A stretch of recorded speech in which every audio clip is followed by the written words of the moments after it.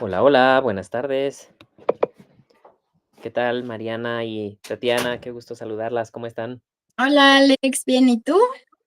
Muy bien, con frío, pero muy contento. Por dos. Ujú. Hola, Marianita, ¿cómo estás? Hola Alex, bien, ¿y tú? Muy bien, qué gusto verte por acá de nuevo. Bienvenida. Sí, ya sé, andaba un poco ocupadilla, pero ya me puse al día viendo los videos. Excelente, pues nada, gracias por estar aquí y gusto en contar contigo de nuevo. Un abrazo. Gracias. Y bueno, pues también, saludos a quienes ven los videos.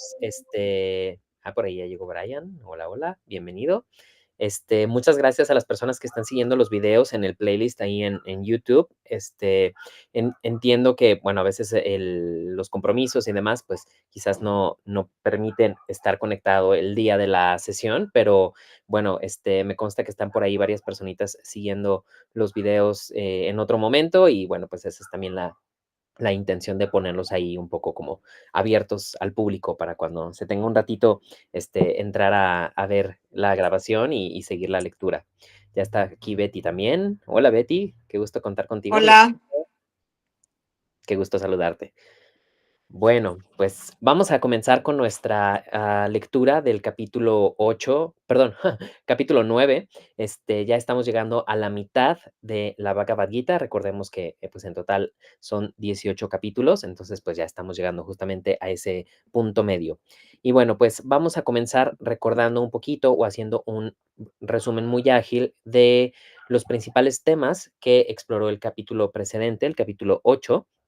Y bueno, pues este fue un capítulo lleno de ideas muy interesantes. Quizás la más importante que encontramos fue la del yoga agónico o el yoga de la muerte, que consiste pues justamente en recordar a Dios en el momento de la muerte, al momento de abandonar el cuerpo, para que inmediatamente después de morir pues podamos estar en presencia de Dios mismo, de Ishvara, en este caso de Krishna. Entonces, pues hay instrucciones muy precisas de qué es lo que hay que hacer, hacia dónde hay que dirigir el prana, dónde tenemos que mantener concentrada nuestra mente. Está la instrucción muy precisa de repetir o enunciar la sílaba sagrada Om al momento de la muerte. Y pues eso nos garantiza la liberación del samsara, el no regresar nuevamente a este plano. Y bueno, esto nos sirvió de contexto para hablar del concepto yógico de las impresiones mentales, que son los samskaras, que son como estas huellas que dejan en nuestra mente, pues, nuestros actos y vivencias. Entonces, aquello en lo que pensamos frecuentemente, pues, pues es en lo que nos convertiremos, porque el pensamiento precede a la acción, ¿no? Entonces, si pensamos en Dios en todo momento, como lo dice Krishna en este capítulo, pues es más factible que en el momento de la muerte sea ese pensamiento el que llegue a nuestra mente. Así operan los samskaras. Hablamos también de cómo el propio Señor Krishna nos dice que habita en el corazón de todos los seres, como una partícula minúscula, como una gotita de agua, por así decirlo, o una pequeña chispita. Y pues esto nos dio también el contexto para hablar sobre el concepto tántrico posterior de los chakras, que ya está muy incorporado pues, a la práctica del Hatha Yoga actual, ¿no? Entonces hablamos en particular de tres de estos centros energéticos: el corazón, que es Anahata, donde habita el Señor; Ajna, que está en el entrecejo, y bueno, pues es ahí a donde hay que dirigir como el prana al momento de la muerte; y Sahasrara, que es el chakra superior por encima de la coronilla, que es pues por donde se libera el alma.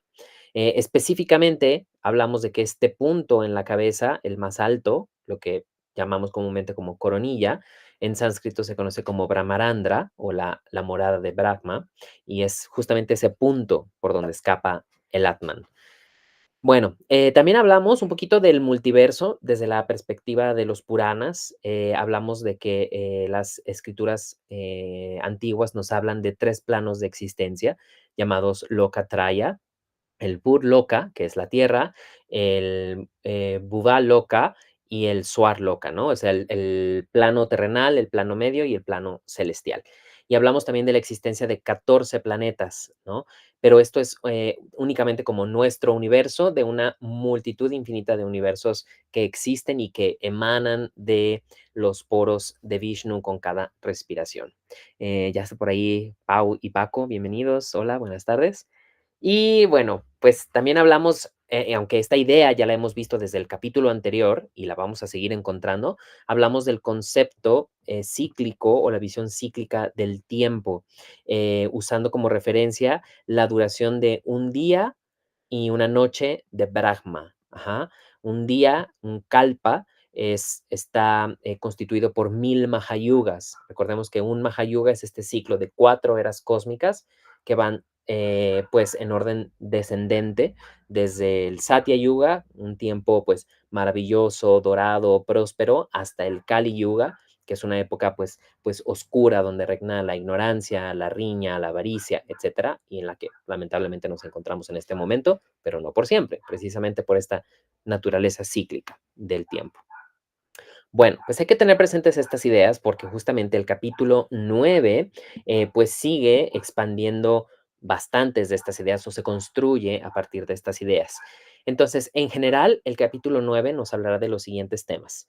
El conocimiento secreto de Brahman, es decir, que este conocimiento no es accesible para todas las personas o no todas las personas pueden adquirir este conocimiento, es algo muy especial. Se habla de la relación entre Dios, entre Ishvara y sus criaturas, los seres vivos. Vamos a estar hablando mucho de los seres vivos en esta sesión, o a qué nos referimos cuando decimos de todos los seres, ¿no? Hablaremos nuevamente de estos ciclos de creación y disolución, cómo podemos reconocer la divinidad a través de la devoción o el conocimiento. Recordemos que ahorita nos estamos moviendo como en el área de la devoción, del bhakti, dentro de estos capítulos de la Gita, ¿no? Se ofrecen nuevamente varias descripciones de la divinidad, como identificaciones de la divinidad con aspectos del universo y de la naturaleza de la vida. Hablaremos también de cómo se practica la devoción, el bhakti, y cómo este camino está abierto a todos, es universal. No hay ninguna restricción de ningún tipo para practicar la devoción. Este capítulo tiene algunos de los versos que más me gustan de la Gita, se me hacen muy inspiradores. Hay uno en particular que me enternece mucho, que no sé, me agrada bastante y pues hablaremos también sobre él. Entonces, pues si ya están listos, vamos a empezar a leer el capítulo 9. En la versión que estamos leyendo se titula El yoga del conocimiento regio y el secreto regio, precisamente porque no está abierto a todos. El capítulo comienza como tal en la página 214 y bueno, en algunos casos leeremos algunas de las notas para clarificar algunos puntos, más, bueno, algunos comentarios que yo voy a estar ahí ofreciendo, ¿no? Entonces, a ver, no sé si hay alguien que desee comenzar con la lectura en voz alta en esta ocasión. Pueden levantar su manita. Muy bien. Betty, hola, adelante. Si puedes abrir tu micro. Ya, listo. Hecho. Muy bien. Capítulo 9. El Santo Señor dijo: 1. Voy a explicar el secreto más elevado a ti, puesto que no criticas. Sabiendo este conocimiento, junto con tu experiencia directa, te liberarás de todo mal. 2. Este es el conocimiento regio, el secreto regio, el mayor purificador, comprensible por percepción directa de acuerdo con el Dharma, fácil de llevar a cabo e imperecedero. 3. Aquellos que no tienen fe en este Dharma no me alcanzan, oh azote de los enemigos, sino que regresan a este camino de la muerte y de la mundanidad. Perdón, una pequeña pausa aquí. Esta, si mal no recuerdo, es la primera vez que el señor Krishna habla de fe. Generalmente habla de conocimiento, de sacrificio, de experiencia, de sabiduría, pero en esta ocasión está hablando de fe. La palabra en sánscrito para este concepto es shraddha. Entonces tenemos shraddha, la fe, ashrada, la carencia de fe, ¿no? Entonces aquí nos habla un poquito más como desde el creer. la fe es parte de la devoción, ¿no? Es algo en lo que tú eliges creer. Sin embargo, también habla el Señor, por lo menos en el verso anterior, perdón, que esta fe también va acompañada o surge también por una percepción directa o por una experiencia. Entonces, bueno, tenemos ahí un poquito como este binomio, ¿no? Y es complementario. La fe, la creencia, pero también el constatar las cosas, el experimentarlas, verificarlas o verlas o vivirlas directamente. Ujú. Perdón, adelante. 4. Todo este universo está impregnado por mí en mi forma inmanifiesta. Todos los seres existen en mí, pero yo no existo en ellos. Ujú. 5. Y tampoco los seres están en mí. Contempla mi yoga soberano, siguiendo el soporte de todos los seres, pero sin morar en ellos. Mi ser es el origen de toda la existencia. 6. Igual que el majestuoso viento, moviéndose por todas partes, se sostiene en el espacio. Has de saber que así también los seres reposan en mí. Es decir, el Señor está presente en todo y en todos al mismo momento, sin ser ellos necesariamente. O sea, que hay un principio como de individualidad, por un lado, pero también como de inmanencia. O sea, el Señor no es todos los seres, pero todos los seres provienen de Él. Ay, hola, amado, bienvenida. Bueno, continuemos. 7. Todos los seres, oh hijo de Kunti, entran en mí al final de un kalpa, y al comienzo del kalpa todos ellos son manifestados de nuevo por mí. Ok, este es el ciclo de creación y disolución o creación y destrucción cósmica, ¿no? Que lo identificamos por este otro término como de el día de Brahma o la noche de Brahma. Eso es un kalpa. Ajá. Entonces, nuevamente está esta referencia a los ciclos de tiempo. Ujú. 8. Por medio del control de mi propia naturaleza, proyecto a la multitud de los seres una y otra vez, obligados por la fuerza de la naturaleza. 9. Estas acciones no me atan, oh conquistador de riquezas. Permanezco neutral y desapegado ante todos los actos. 10.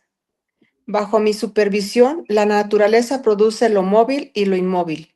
Por esta causa, oh hijo de Kunti, el mundo continúa girando. 11. Los necios me desprecian cuando adopto una forma humana. Desconocen que en mi ser superior soy el gran señor de los seres. Aquí una pausa. Bueno, lo que está diciendo aquí el señor Krishna es que al asumir una forma humana, pues puede tener una apariencia pues como ordinaria, ¿no? Y entonces es como fácil ignorarlo por desconocimiento de su real naturaleza divina, ¿no? Pero en realidad, tras esa ilusión o esa forma humana, pues se esconde justamente pues el gran señor de todos los seres, ¿no? La causa primigenia de todo. 12. De vanas esperanzas, vanas acciones y conocimiento vano, estos insensatos se acogen a la naturaleza de los Rakshasas y los Asuras. Ujú. Los rakshasas. Bueno, aquí Rakshasas. hay una pequeña, nota que a lo mejor sí vale la pena considerar. Ya hemos hablado de los asuras, pero los rakshasas son igual otro género, digamos, como de seres mitológicos, pero estos son un poquito, más violentos, más oscuros, ¿no? Porque incluso dice por aquí: "Seres nocturnos de costumbres salvajes y dieta antropófaga", es decir, comen seres humanos, ¿no? Y entonces son como enemigos del dharma. Y bueno, pues nuevamente se nos habla como de esta tendencia que a lo mejor algunas personas pueden tener a vivir de forma tamásica, fundidos en la ignorancia y pues dando rienda suelta a sus, no sé, a sus impulsos o a sus deseos y entonces asumen una naturaleza similar a la de estos seres pues como demoníacos, ¿no? 13. Pero las grandes almas que se refugian en mi naturaleza divina, oh hijo de Pritya, me adoran con una mente sin doblez, conociéndome como el origen imperecedero de los seres. Ujú. Siempre glorificándome y esforzándose firmes en sus votos, ofreciéndome reverencias. Ellos son devoción constante, me adoran. Ok, ya está aquí mencionándose el tema de la devoción, de la oración, de la adoración, glorificar al Señor, etcétera. Ya se nos está empezando a enseñar cómo se vive el bhakti, la devoción hacia Dios. 15. Otros me adoran por el sacrificio de la sabiduría, como el uno, como diferente y como múltiple, a mí de infinitos rostros. 16. Yo soy el Kratu, soy el Yagna, soy la palabra Svada, y soy las hierbas auspiciosas. Soy en verdad el mantra, la mantequilla clarificada, el fuego y la ofrenda. Pausa aquí para clarificar un poquito estas identificaciones con lo divino. Todos estos elementos que menciona el señor Krishna son parte de los rituales védicos. Ajá. El kratu es un tipo de sacrificio o de ceremonia. El yajna es la ofrenda, ¿no?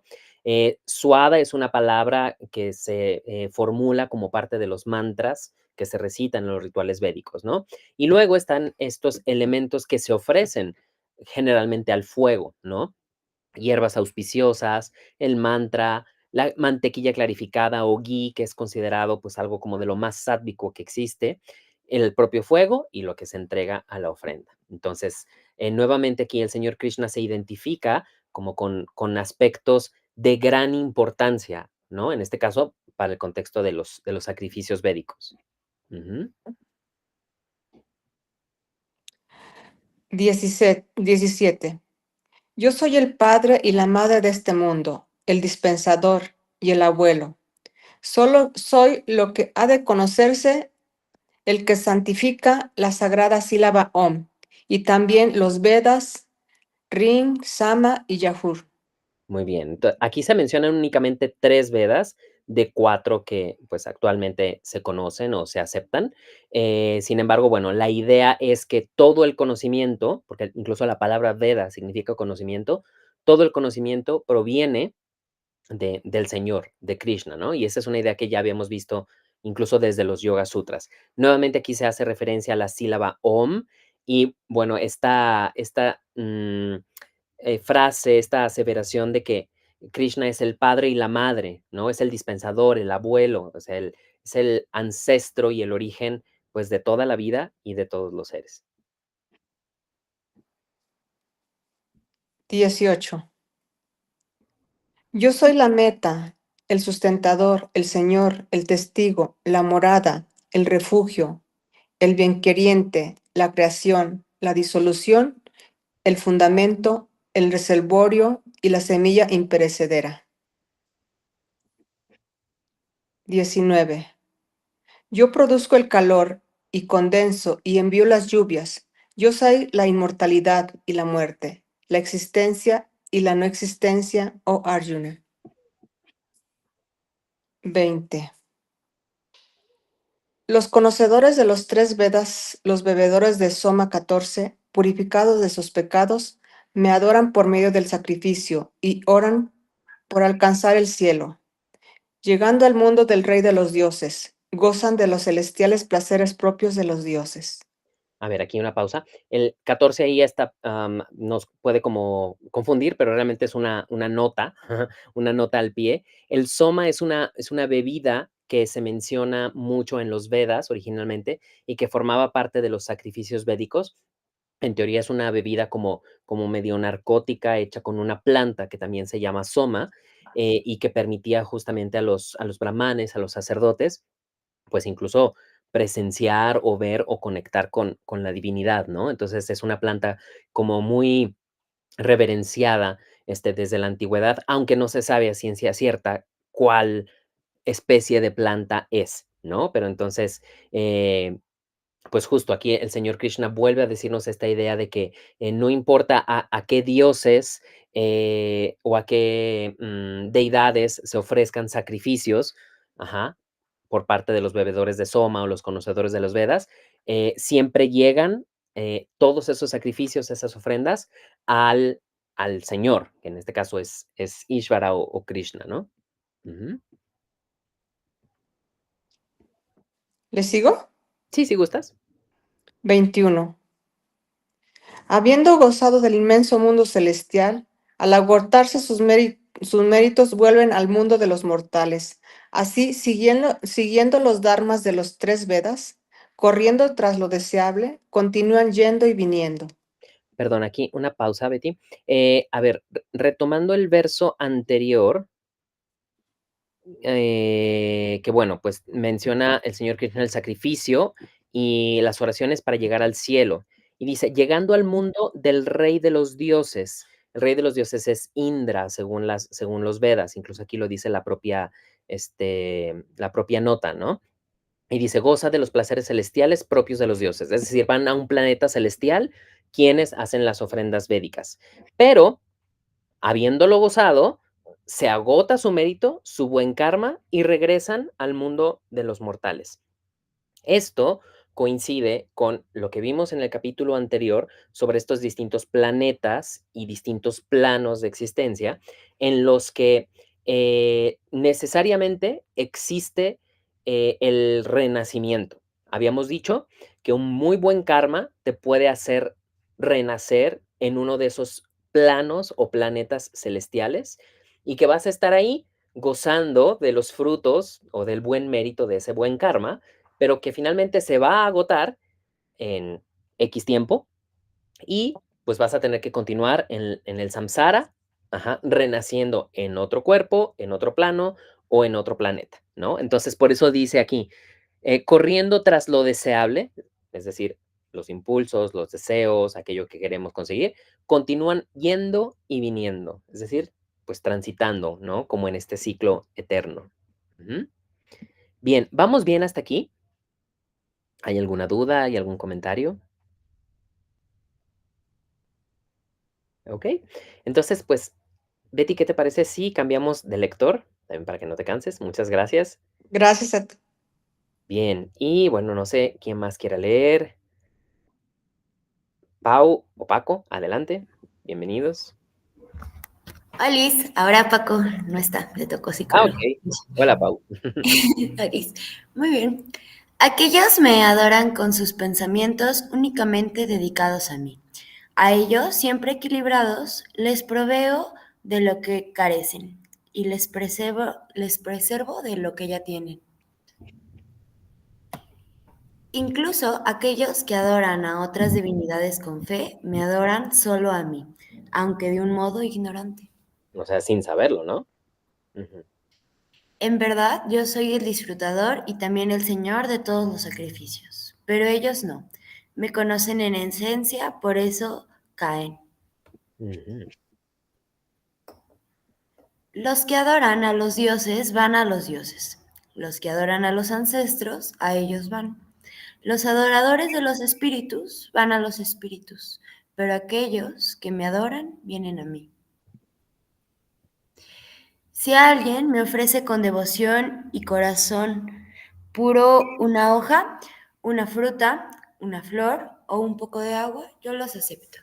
Ok, este es uno de los versos más importantes justamente para la práctica devocional, para la práctica del Bhakti Yoga, ¿no? Y este es un verso, pues, la verdad está muy liberador, ¿no? Porque implica que el Señor realmente no necesita de nada. Él es el máximo disfrutador de todas las cosas, pero no necesita nada. Entonces, en ese sentido, no es necesario que nosotros hagamos grandes ofrendas, ¿no? Joyas, oro, posesiones preciadas y demás. Eso no hace la diferencia. Lo que hace la diferencia es como la actitud devocional de nuestras ofrendas, más que materialmente lo que ofrezcamos, ¿no? Entonces aquí justamente el Señor Krishna dice que algo tan sencillo, tan pequeño, quizás tan insignificante como una hoja, la hoja de un árbol, ¿no? O una fruta, una flor, un poco de agua, si se hace con devoción y un corazón puro, el Señor lo acepta. Entonces, este verso es poderosísimo en ese sentido, ¿no? Podemos ofrecer cualquier cosa, por mínima o insignificante que parezca, ¿no? Y bueno, pues esto es lo que nos invita justamente a vivir la devoción en nuestra vida diaria, ¿no? En esta cotidianidad. Ujú. Todo lo que hagas, todo lo que comas, cualquier sacrificio que hagas, todo lo que des en caridad, cualquier austeridad que lleves a cabo, oh hijo de Kunti, hazlo como una ofrenda a mí. Las actividades de todo el día, ¿no? El momento constante, continuo. Lo que comas, lo que pienses, lo que digas, lo que hagas, todo puede ser un sacrificio, todo puede ser una ofrenda si se la entregas a Dios. Así te liberas de las ataduras de la acción y sus frutos buenos y malos. Con la mente dedicada al yoga de la renuncia, te liberas y vendrás a mí. Soy igual con todos los seres. A nadie odio, a nadie prefiero. Pero aquellos que me adoran con devoción, ellos están en mí y yo estoy en ellos. Incluso el mayor malhechor, si me adora con una devoción sin doblez, debe considerarse virtuoso, pues en verdad está resuelto hacia el bien. Muy pronto se vuelve virtuoso y alcanza la paz imperecedera. Oh, hijo de Kunti, ten presente que mi devoto jamás perece. Ok, aquí este par de versos también hay que tenerlos como presentes, así en tándem, ¿no? Porque por un lado, el verso 30, que nos habla de que incluso un malhechor, ¿no? Entonces, aquí lo que el Señor Krishna está ofreciendo, pues es como esperanza o como refugio o como la oportunidad de redimirse si a lo mejor nuestras acciones han sido como dañinas, violentas, negativas, basadas en la ignorancia.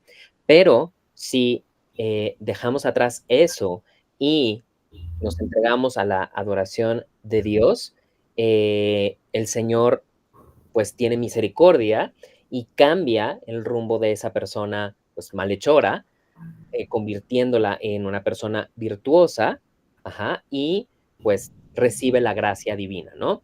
Evidentemente esto no es una exhortación a que pues vivamos de una forma negativa o destructiva, sino más bien es como una puerta hacia la esperanza, ¿no? De que pues incluso una persona muy mala, por así decirlo, pues tiene la oportunidad de redimirse a través de la devoción, ¿no? Y esto, pues, es esperanzador.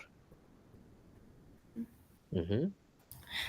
Oh, hijo de Prita, incluso si son de bajo nacimiento, mujeres, villas o zurdas, quienes se refugian a mí, ellos también alcanzan la meta suprema. A ver aquí, vamos clarificando. Este verso también es importantísimo. Fíjense bien. eh, a ver, primero como el significado de las palabras y luego realmente el significado de lo que implica este verso, ¿no? Dice, incluso si son de bajo nacimiento, eh, mujeres, vaishas o sudras, perdón. Los vaishas, acuérdense, son como este grupo social dedicado a las actividades como comerciales, a la agricultura, a la ganadería, o sea, son obreros, ¿no? Y los sudras o shudras son los sirvientes, son los que están hasta abajo en la pirámide social, en la estructura como piramidal de la sociedad védica, ¿no? Ahora, nos puede parecer como muy despectivo esto, ¿no? Como incluso las mujeres, ¿no? Incluso, los sirvientes, la clase social más baja, ¿no? Y nos puede parecer como despectivo, pero más bien lo que tenemos que entender aquí es, como una perspectiva como abierta. Es decir, no importa tu estatus social, no importa tu género, no importa tu posición económica, no importa el origen de tu familia o tu nacimiento, independientemente de cualquier característica, digamos, de tu naturaleza física, tú puedes practicar la devoción y el Señor responderá a ese llamado que tú estás haciendo. Dios es amoroso y misericordioso con todos. Eh, Ahora, también hay que entender que en la mención específica de estos grupos, pues considerados, seamos honestos, inferiores o marginales u oprimidos, porque esa es la realidad, o sea, también contextualicémonos hace más de 2000 años, ¿no? De estos hechos, pues evidentemente las mujeres, incluso lamentablemente a día de hoy, no eran consideradas pues iguales a los hombres, ¿no? Y vivían bajo un régimen de sujeción e incluso hasta de ser consideradas propiedad. Entonces, este verso realmente es liberador, es revolucionario y es subversivo, porque aquí esta es una declaración hecha por Dios mismo, garantizándole igualdad esencial a personas, a seres y a grupos sociales que se consideraban inferiores o indignos o que no podían aspirar pues a una evolución o a un crecimiento espiritual. Entonces, realmente aquí hay algo pues extraordinario en este verso, ¿no? O sea, no hay ninguna manera de justificar la discriminación por género o por situación económica o por origen, porque ante los ojos de Dios todos somos exactamente iguales, somos esencia, somos conciencia.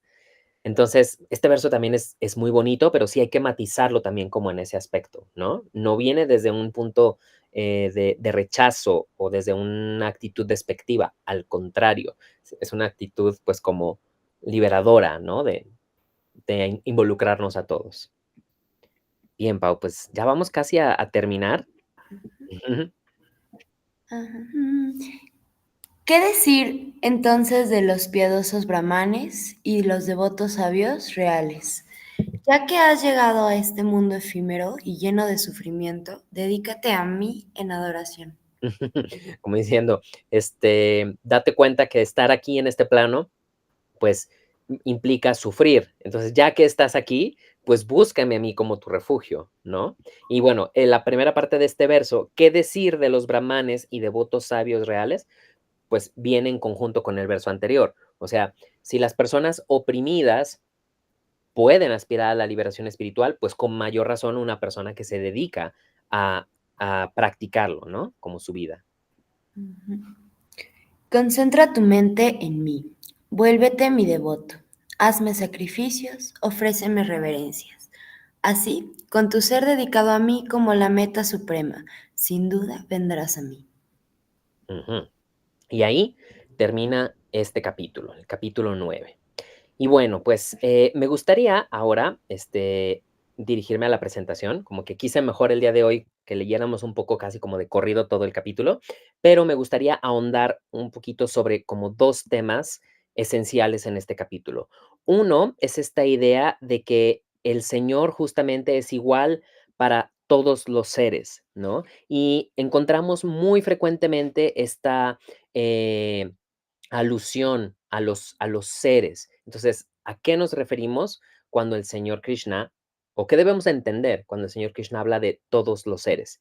Y bueno, pues esto hace referencia a, mm, pues, algo que se menciona también en otros Puranas, que es justamente como las especies de seres vivos, de jivas, ¿no? Y hay un número que tradicionalmente se menciona cuando se habla de la cantidad de seres o de especies que existen, por lo menos en este plano, en el Burloka, ¿no? Entonces, tengo aquí que según las escrituras puránicas, existen 8.4 millones de especies, utilizando la nomenclatura sánscrita, 84 lakh jiva, cada una correspondiente a diferentes formas de vida y niveles de conciencia. Ajá.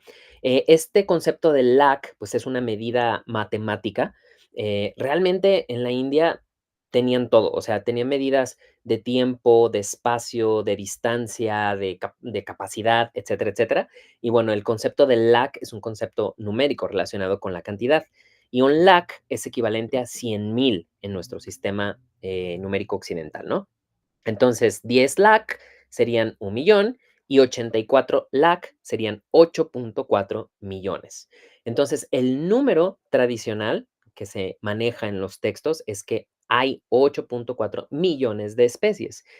Y este número resulta también importante porque dicen también los Puranas que ese es el número de encarnaciones que necesitamos atravesar antes de poder alcanzar la liberación. Entonces, estamos hablando de 8.4 millones de nacimientos. Es decir, antes de alcanzar la liberación, tendremos que haber nacido como todas y cada una de las especies de seres vivos que existen en este plano, en este Burloka.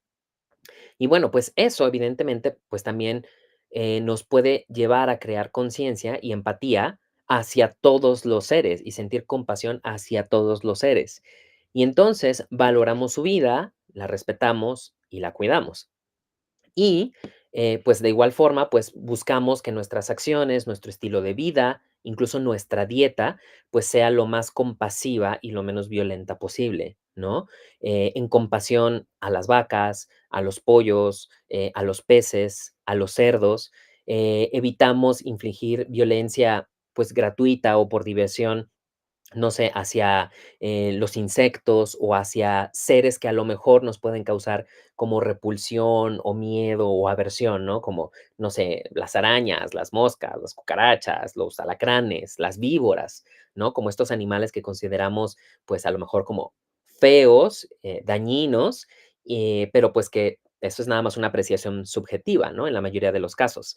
Entonces, por compasión hacia esos seres, evitamos maltratarlos, matarlos, hacerlos sufrir, privarlos de su libertad, porque tenemos la conciencia de que en algún punto de estos ciclos cósmicos y de esta rueda del samsara, en algún momento voy a renacer como una de esas especies, como uno de esos seres.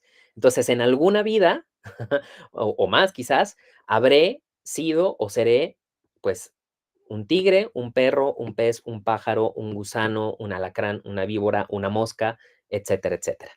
Entonces, bueno, esta es una idea como interesante, ¿no? Que nos puede llevar justamente a esa reflexión de la importancia de vivir ahimsa. Y bueno, la clasificación de los seres, según pues su número, según estos 84 lakh, sería más o menos la siguiente. En teoría hay 9 lakh de seres acuáticos, o sea, 0.9 millones. Llámese peces, pulpos, medusas, etcétera. 20 lakh o 2 millones de plantas y árboles. Esto también es muy interesante porque pese a que son en apariencia inanimados y por supuesto son muy diferentes a, por ejemplo, un organismo como un gato o un perro, las plantas y árboles pues siguen estando vivos, ¿no? Entonces, pues también naceremos o renaceremos en forma de planta, de árbol, de flor. 11 lakh de insectos y reptiles, 10 lakh de aves, 30 lakh de animales terrestres, principalmente mamíferos, pero no exclusivamente mamíferos. Y por último, 4 lakh de seres humanos.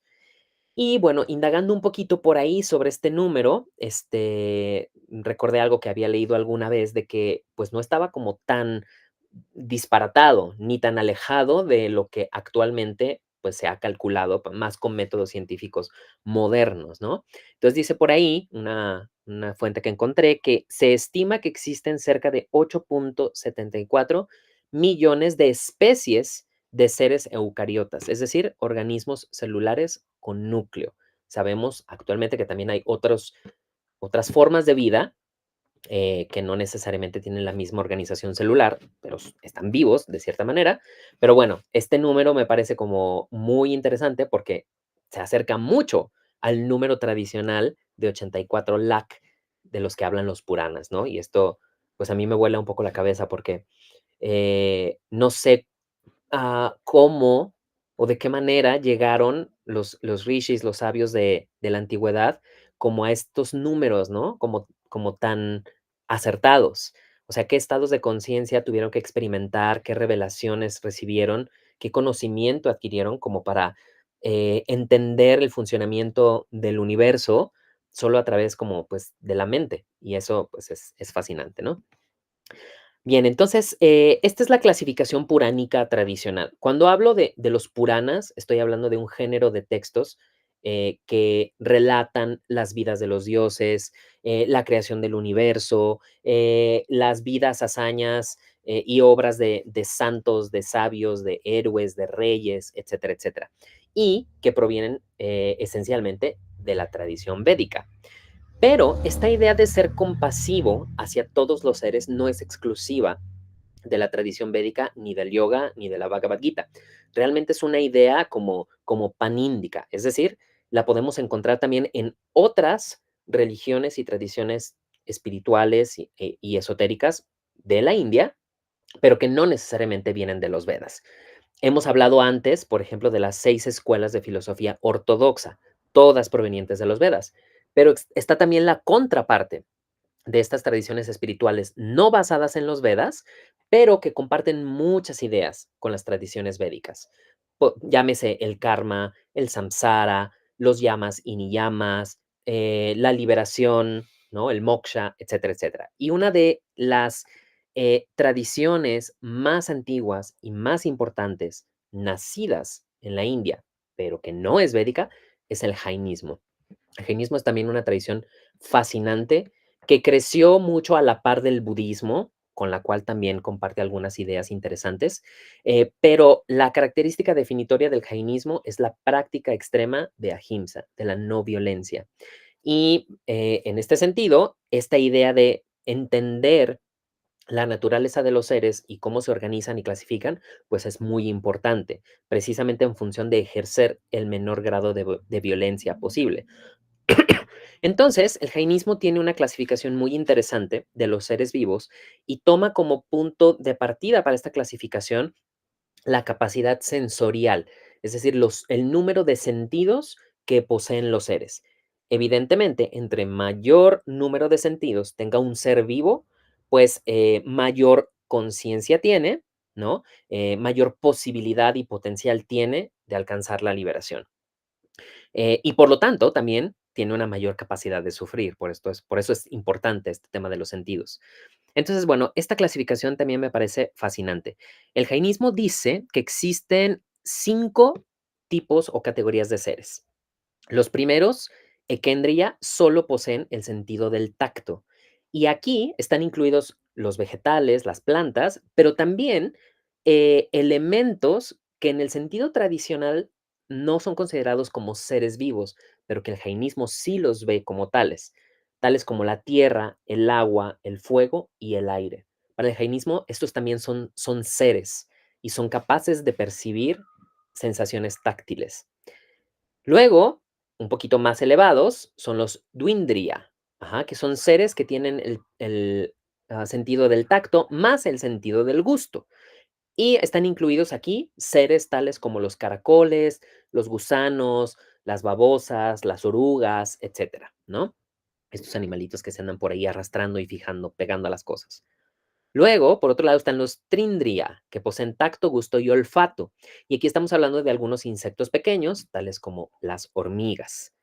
Luego, poseyendo tacto, gusto, olfato y visión, Chaturindriya, tenemos insectos un poquito más desarrollados o más complejos, tales como moscas, abejas y escorpiones. Y por último, Pachendria poseen los 5 sentidos tradicionales, ¿no? Tacto, gusto, olfato, visión y audición. Y estos seres son mucho más complejos, orgánicamente hablando, pero pueden ser racionales e irracionales. Los racionales son únicamente los seres humanos y los irracionales, pues son el resto de los animales, ¿no? Mamíferos, ovíparos, algunos carnívoros, otros herbívoros, etcétera, etcétera. Y también una distinción importante que hace el jainismo sobre la clasificación de los seres es que algunos son móviles y otros inmóviles, ¿no? Entonces, los seres de un solo sentido se consideran inmóviles, mientras los demás se consideran móviles. Y bueno, pues la práctica de la HIMSS en el jainismo pues se lleva a grandes alturas. Por ejemplo, los monjes jainistas evitan beber agua que no ha sido filtrada, evitan consumir alimentos cuando no hay luz solar, es decir, no consumen nada antes del amanecer ni después de la puesta del sol, porque eso incrementa las posibilidades de que por accidente te comas un pequeño insecto que ande por ahí o un gusanito, un animalito que ande en tu comida, ¿no?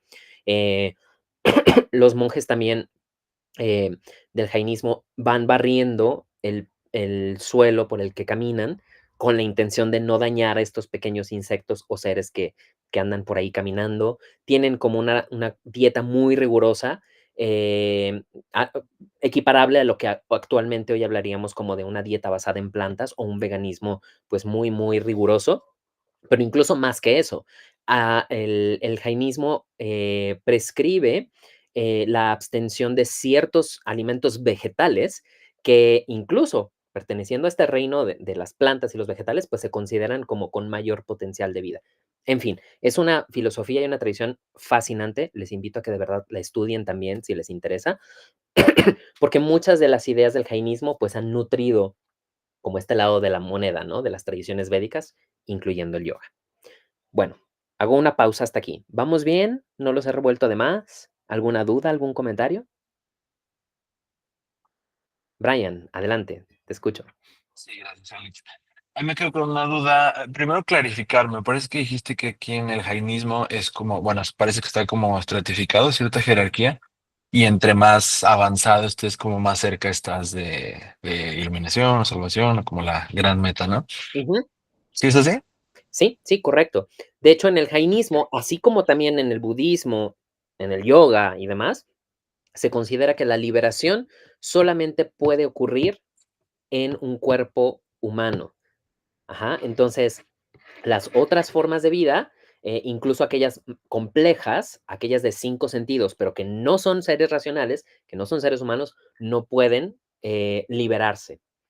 Salvo en casos como muy extremos, pues, como muy extraordinarios, ¿no? Pero en realidad se considera que la liberación solamente puede ocurrir en un cuerpo humano. Ujú.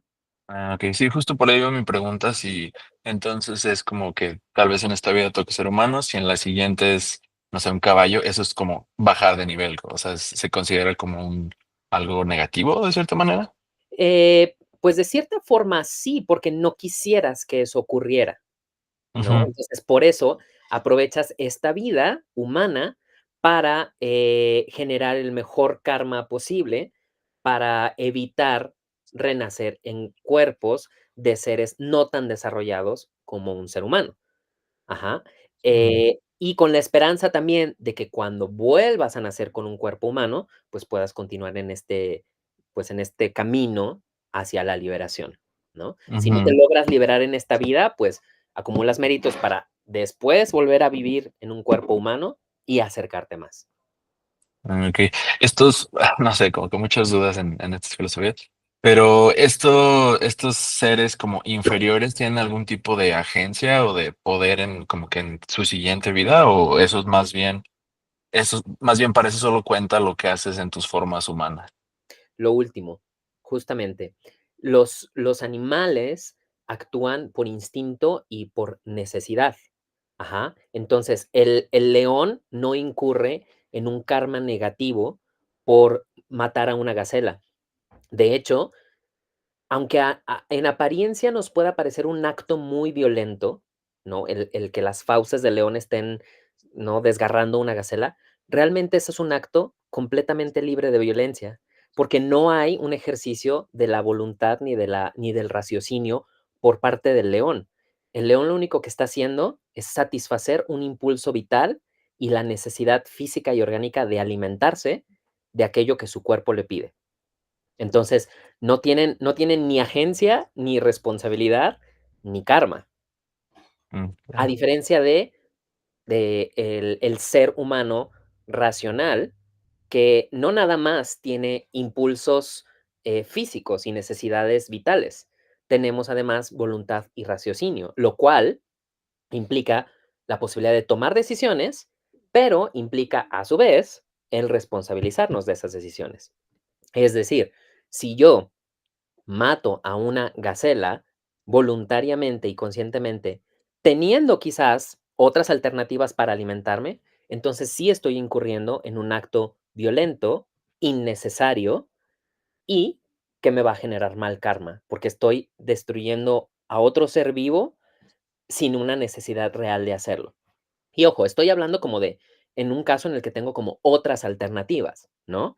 Por eso, y yo sé que este tema puede resultar muy incómodo, pero por eso el vegetarianismo tiene todo el sentido del mundo bajo esta óptica, ¿no? Porque, ¿por qué voy a elegir alimentarme y satisfacer mis necesidades orgánicas consumiendo los tejidos de un ser muy próximo a mí en términos de desarrollo? Ajá. Y que quizás en algún momento yo nací con ese cuerpo o naceré con ese cuerpo, ¿Por qué elijo alimentarme de esta manera cuando puedo alimentarme de otra manera que implica un menor grado de violencia, ¿no? Entonces, es lógico que tradicionalmente los practicantes del yoga, de las distintas filosofías y espiritualidades hindúes y demás, practiquen el vegetarianismo. Por eso en el jainismo el vegetarianismo estricto es un must, es un sine qua non, tiene que existir, ¿no? Y bueno, pues a nosotros eso nos puede también un poco como chocar y demás, pero definitivamente sí nos da a pensar de qué decisiones podemos tomar para que vivamos una vida menos violenta en la medida de mis posibilidades, mm, considerando pues justamente esa necesidad de compasión hacia los demás seres, ¿no? Ok, muchas gracias, súper interesante. Ya, por mera curiosidad, ¿dónde entran en algún lugar los honguitos y como todo el reino fungi? Porque, por ejemplo, aquí en jainismo veo que hasta tierra, agua, fuego, aire entran, pero... Y Sí, vegetación también, ¿no? ¿Dónde quedan estos otros seres? a ver, me parece que no había una distinción como la hacemos ahora entre considerar los hongos y los champiñones como una categoría de ser vivo aparte, o sea, estaban como metidos en la misma categoría como de vegetales y plantas, ¿no? Hoy sabemos que, pues, desde su estructura orgánica y celular son otro género de vida, pero esta distinción no existía en ese momento, ¿no? Entonces, igual se consideran, seres de un solo sentido. Pero ojo, con los champiñones, y los hongos, hay una cuestión como especial. Como son seres que nacen de la putrefacción, ¿no? O sea, crecen en materia en descomposición, son considerados, tamásicos, ¿no? Entonces, una dieta, como alineada a los principios védicos, después hablaremos de eso, porque incluso el señor Krishna nos dice cómo hay que comer, pero una dieta alineada a los principios védicos excluye el consumo de hongos y champiñones, por esa característica especial de que nacen de la materia en descomposición. Vale, muy bien, muchas gracias, Alex. Encantado.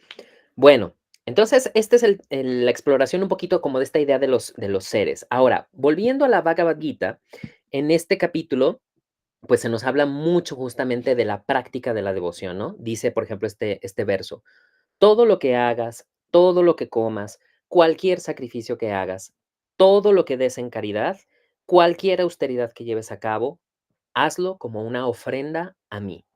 Y además, previamente estaba este verso hermosísimo, ¿no? De que puedes incluso ofrecer una hoja, nada más, pero si lo haces con devoción, Krishna lo acepta.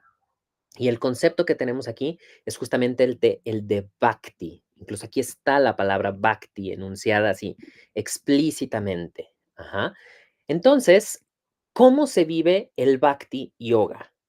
Ajá, porque ya hemos hablado anteriormente del karma yoga, del yoga de la acción desinteresada o desapegada. Y ahorita estamos en el tema de el yoga de la devoción. Bueno, ya algunas ideas han sido expuestas por el propio señor Krishna en este capítulo, pero si nos remitimos como a otras escrituras que van en línea con esto, tenemos más orientación sobre cómo podemos vivir el yoga de la devoción, cómo podemos transitar este camino. Y bueno, pues un texto en particular muy importante que he mencionado en otras ocasiones, el Bhagavata Purana, nos habla de que existen 9 etapas o 9 formas de practicar el Bhakti Yoga. Ajá.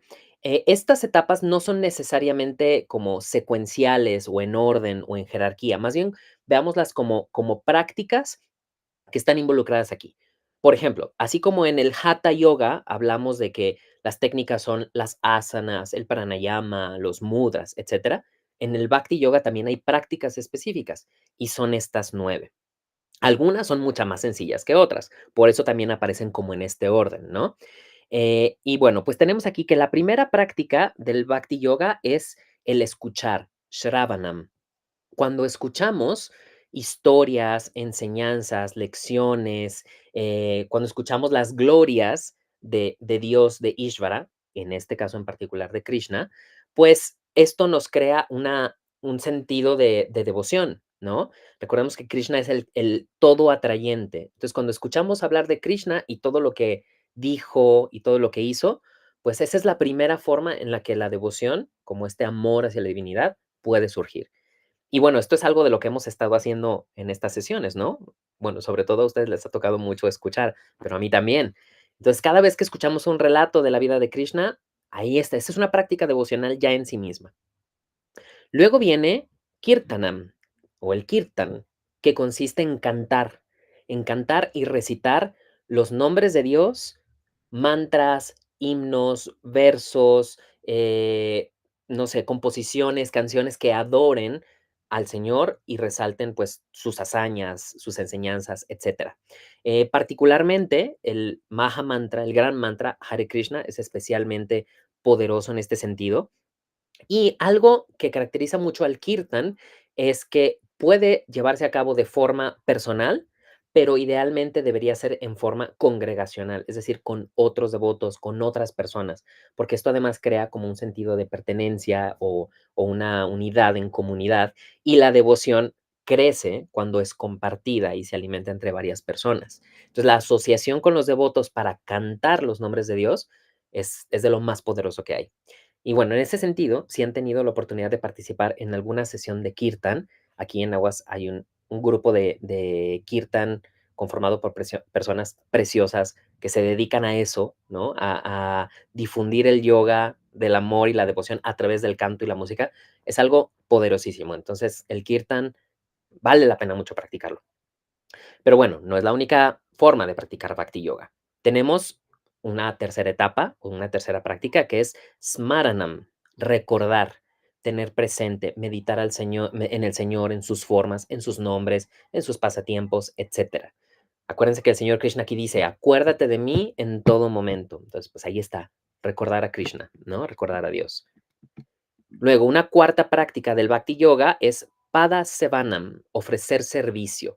Y esto quiere decir, pues, atender, por ejemplo, las deidades. Si tenemos un pequeño altar con una figurita, una imagen de Krishna o de algún otro dios, pues el atenderlo, ofrecerle servicio, se considera esto, Pada Sevanam. Pero también, en un sentido como más tradicional, si contamos con un gurú, con un maestro espiritual, el ofrecerle servicio al gurú se considera que entra en esta parte, ¿no? Pada significa pies, entonces es como servir a los pies de Dios o del maestro espiritual. Luego está Archanam, que es una adoración formal, es decir, como seguir estos protocolos de las puyas, ¿no? De las ceremonias en las que se ofrecen flores, incienso, comida, una velita, agua, arroz, etcétera. Hay como varios, pues, protocolos rituales que seguir para que esta adoración, pues, se haga de la mejor manera posible. Y bueno, pues también esa es una forma, ¿no? Vandanam, que es ofrecer oraciones, rezar, en pocas palabras, ¿no? Platicar como con Dios a partir de el rezo, ¿no? De la repetición de mantras, de oraciones, de versos. Y bueno, los siguientes ya no son prácticas como externas, sino más bien como prácticas internas. Todas las anteriores pues son como visibles, ¿no? El hacer servicio, el prender una velita, el cantar, pero estas últimas tres se consideran más bien como internas, ¿no? Como son como actitudes o roles que asumimos y van creciendo en profundidad, ¿no? Está Dasyam, que es considerarse a uno mismo como un sirviente del Señor, servir al Señor con dedicación y sin egoísmo, como esta idea que dice el Señor, ¿no? De todo lo que hagas, ofrécemelo a mí. Luego Sakyam, que es desarrollar una relación íntima con el Señor, basada en amor y confianza, como un amigo cercano. Entonces estamos hablando de una actitud, de ver a Krishna en este caso como un acompañante, como un amigo, como alguien que está ahí para ti. Y por último, el nivel más grado de Bhakti es Atma Nivedanam, es decir, la etapa final y más elevada en la que nos entregamos completamente en cuerpo, mente y alma a Dios, renunciando a todo sentido de posesión personal. Entonces, pues esto es un grado pues muy, muy elevado, que a lo mejor no es muy accesible para todas las personas, pero es algo a lo que se recomienda que aspiremos, ¿no? A convertirnos en completos sirvientes de Dios. Y bueno, esta es la manera en la que estas escrituras invitan justamente a vivir la práctica devocional, ¿no? Entonces, pues ya para ir cerrando, la pregunta de reflexión de esta tarde es la siguiente. ¿Qué significa, desde su punto de vista, la devoción? ¿Qué significa verdaderamente la devoción? ¿Y cómo puede transformarse en una práctica cotidiana de amor y de entrega? A ver, piénsenle. Y bueno, pues les invito a compartir libremente. Si alguien quiere expresar alguna idea sobre esta pregunta de la devoción, adelante. Mado. Hola Alex, buenas noches a todos. Pues a mí me gusta mucho pensar en cómo, de hecho, pues sí se dice mucho en estas prácticas filosóficas, como tratar de pues ver a Dios en todo, incluyéndolo en nosotros mismos. Entonces, por eso mismo, cada vez que escucho la palabra devoción y devoción a Dios, o sea, más allá del concepto tradicional que podemos tener de poner una imagen y darle alabanzas, que de hecho creo que es lo que es más que nada lo que se dice en este capítulo, sino de, pues, el hecho de ser devoto a la vida es lo mismo que ser devoto a Dios. No necesitas en realidad, creo que ninguna figura espiritual o una figura como así, o sea, no digo que esté mal, sino digo que no es necesario. Simplemente el hecho de que como Dios es todo, si le das a todo ese respeto viéndolo desde esa manera, pues siéndole respetuoso al agua, a la comida que te comes, a la gente que está contigo a tu lado, que te escucha, que pasa, o sea, recordando que ellos son también seres como tú y de que están aquí teniendo la misma experiencia que tú. Entonces, creo que eso te da un poco de compasión y eso te abre a la oportunidad de ser devoto, o sea, de verdad ver a Dios en todos lados. Y creo que eso te da la oportunidad de en verdad como amar todo, o sea, desde las cosas, como dijiste hace rato, el típico de que son como los insectos horrorosos, pero no dejan de ser simplemente animales, ¿no? Piensas así como, ay, no tiene nada de horroroso, eso solo es estética actual, ¿no? Entonces, creo que eso es lo a mi ver, ¿no? Obviamente, no digo que sea la única forma, pero creo que es una de las maneras más, grandes en las que podemos ser devotos a la vida y, pues, aceptarlo, no sé, cómo vivirlo. Es la oportunidad que tenemos y hay que aprovecharla. Me encanta esa idea porque justo va en línea con esto, ver a Dios en todos los seres, no verlo limitado. O sea, creo que es incluso hasta un pensamiento, ay, no sé cómo decirlo, como muy soberbio, hasta de cierta forma, como pensar que para conectar con Dios y para adorar a Dios necesitas obligatoriamente estar en un templo, hacer un peregrinaje, hacer una ofrenda, poner un altar. Pues no, o sea, sirve a Dios eh, pues volteándolo a ver a todos lados y en todas las personas y en todos los seres, ¿no? O sea, esto me recuerda un poco como la idea de cristiana de ama a tu prójimo, ¿no? Prójimo quiere decir el próximo, el que está ahí a un lado de ti. Entonces no vayas a buscar a Dios en ningún otro lado. O sea, voltea literalmente a ver al que está ahí a un lado de ti, sea una persona o sea un perro, y ahí está Dios, ¿no? Y sirviéndole a los demás seres, sirves a Dios. Y eso es devoción. Me encanta esa idea. Muchas gracias por compartir, Mado. Y bueno, no sé si me permitas, Alex, y Adelante. porque es una idea que he tenido en los últimos 2 capítulos, pero como no he estado en línea, Dale. entonces, bueno, chicos, si no han leído Narnia y alguien tiene la necesidad o quiere leerlo, pues mejor no escuchen esto porque voy a hacer un super spoiler alert. Ay, bueno, el último libro de Narnia, y no sé si tengan conciencia, el señor que lo escribió hizo, haz de cuenta, como una mini Biblia para niños en forma de animalitos, y eso es Narnia. O sea, era Sí, un es señor como muy una alegoría cristiana, ¿no? exacto, sí, es una super alegoría cristiana. Y me gusta mucho en el último libro cómo se podrá decir que sí es como un apocalipsis, ya Narnia está a punto de desaparecer, y después de que por muchísimos siglos Aslan, que se supone que es la figura de Dios ahí en ese mundo de animalitos, de repente, después de que por muchos siglos desapareció, reaparece y están a todos a punto de hacer una guerra, porque todo el mundo quiere decir, ah, no, yo sí conozco a Aslan, no, yo sí lo conozco, que no sé qué.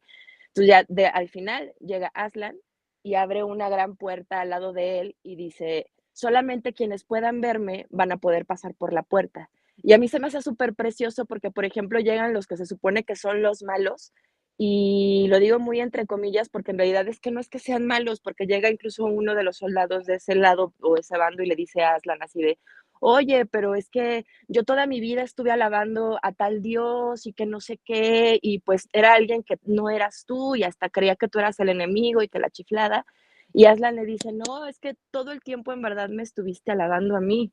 Tú todo el tiempo estuviste haciendo acciones con amor, con justicia, estuviste protegiendo a tu familia. Entonces tú en verdad me estabas viendo a mí. Me puedes poner el nombre que tú quieras, me puedes poner la imagen que tú quieras, pero en realidad por eso tú puedes verme y por eso puedes ver la puerta". Y ya, pues sí, o sea, simplemente la gente egoísta, los que dudaban, los que creían y que tenían muchas dudas, no podían ver la puerta. Y los que en verdad podían ver a Aslan, no necesariamente veían a Aslan, veían simplemente a lo que quisieran ver, ¿no? Eso que está al final del túnel. Y pues me recordó muchísimo estos últimos 2 capítulos, porque de hecho es lo que me encanta de esta filosofía hinduista, que es así como de, pues es que en realidad tú le puedes poner la cara de Dios como tú quieras, ¿no? O sea, si tú quieres al final llegar y abrazar un león, es válido. Sí, sí, sí. Mira, justo ahorita que estaba diciendo esto, aquí está este verso, ¿no? Que dice lo mismo. Incluso aquellos que adoran a otras divinidades con fe, nuevamente está este tema del fe, Shraddha, me adoran solo a mí, aunque de un modo ignorante, es decir, aunque no lo sepan, porque yo soy quien está detrás de esas otras imágenes, caras, nombres, figuras. Soy yo, nada más con otra presentación, ¿no? Pues qué bonito, gracias por compartir, Mado. Qué padre ver, pues sí, muchas coincidencias, incluso así, hasta en literatura como secular, pero a la vez no, porque sí, como bien dices, hay un trasfondo como espiritual detrás de esos libros y es muy interesante. Y nuevamente, pues encontramos como convergencias, ¿no? Qué padre, muchas gracias. Bueno, no sé si por ahí, no sé, Tati, Mariana, quizás quienes no han participado hoy quisieran decir algo. Pueden poner también algo ahí en el chat, ya para ir cerrando esta sesión.